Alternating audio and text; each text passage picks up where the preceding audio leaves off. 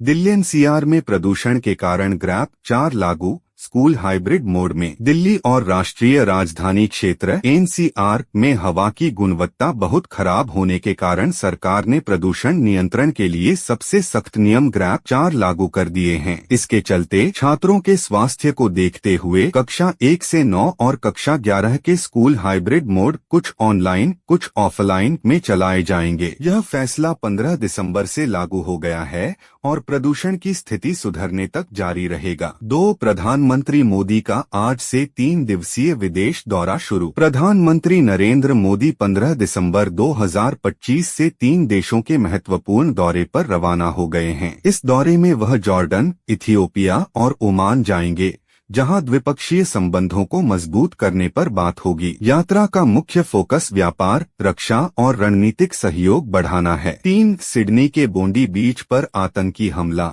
12 लोगों की मौत। ऑस्ट्रेलिया के सिडनी में बोंडी बीच पर 14 दिसंबर को हनुक्का समारोह के दौरान हुई गोलीबारी को आतंकी हमला घोषित किया गया है। इस घटना में कम से कम 12 लोगों की मौत हो गई, जिसमें एक हमलावर भी शामिल है, जिसे पुलिस ने मार गिराया। प्रधानमंत्री मोदी ने भी इस हमले पर दुख जताया और भारत के ऑस्ट्रेलिया के साथ खड़े रहने की बात कही। बढ़ते हैं अगली न्यूज की ओर। 4 बीजेपी ने संगठन में किया बड़ा बदलाव, नितिन नबीन बने राष्ट्रीय कार्यकारी अध्यक्ष। भारतीय जनता पार्टी बीजेपी ने अपने संगठन में बड़ा फेरबदल करते हुए बिहार सरकार के मंत्री नितिन नबीन को पार्टी का राष्ट्रीय कार्यकारी अध्यक्ष नियुक्त किया है। यह नियुक्ति 14 दिसंबर को की गई, जिसे बिहार की राजनीति और राष्ट्रीय स्तर पर पार्टी की रणनीति के लिहाज से महत्वपूर्ण माना जा रहा है। नितिन नबीन बिहार के एक वरिष्ठ नेता और 5 बार के विधायक हैं। बढ़ते हैं अगली न्यूज की ओर। 5 खरमास की शुरुआत 16 दिसंबर से मांगलिक कार्य रहेंगे वर्जित। पंचांग के अनुसार सूर्य के धनु राशि में प्रवेश करने के साथ ही 16 दिसंबर से खरमास शुरू हो जाएगा। इस पूरे 1 महीने की अवधि में कोई भी शुभ या मांगलिक कार्य जैसे शादी, मुंडन, गृह प्रवेश आदि नहीं किए जाएंगे। यह अवधि 14 जनवरी 2026 तक रहेगी, जिसके बाद फिर से शुभ कार्य शुरू हो सकेंगे। बढ़ते हैं अगली न्यूज की ओर। जम्मू कोर्ट में एनआईए आज दाखिल करेगी पहलगाम आतंकी हमले की चार्जशीट। राष्ट्रीय जांच एजेंसी एनआईए 15 दिसंबर को जम्मू की एक विशेष कोर्ट में पहलगाम आतंकी हमले से जुड़ी अपनी चार्जशीट आरोप पत्र दाखिल करेगी। यह हमला पहले हुआ था और एनआईए मामले की जांच कर रही थी। इस चार्जशीट में हमले से जुड़े आरोपियों और सबूतों का ब्यौरा होगा। बढ़ते हैं अगली न्यूज की ओर। 7 राष्ट्रीय साइबर सुरक्षा जागरूकता अभियान शुरू। भारत सरकार ने छात्रों के लिए राष्ट्रीय साइबर सुरक्षा जागरूकता अभियान की शुरुआत की है। इसका उद्देश्य स्कूलों और कॉलेजों में छात्रों को डिजिटल सुरक्षा, ऑनलाइन जिम्मेदारी और डेटा संरक्षण के बारे में जागरूक करना है। यह पहल बढ़ते साइबर खतरों के बीच डिजिटल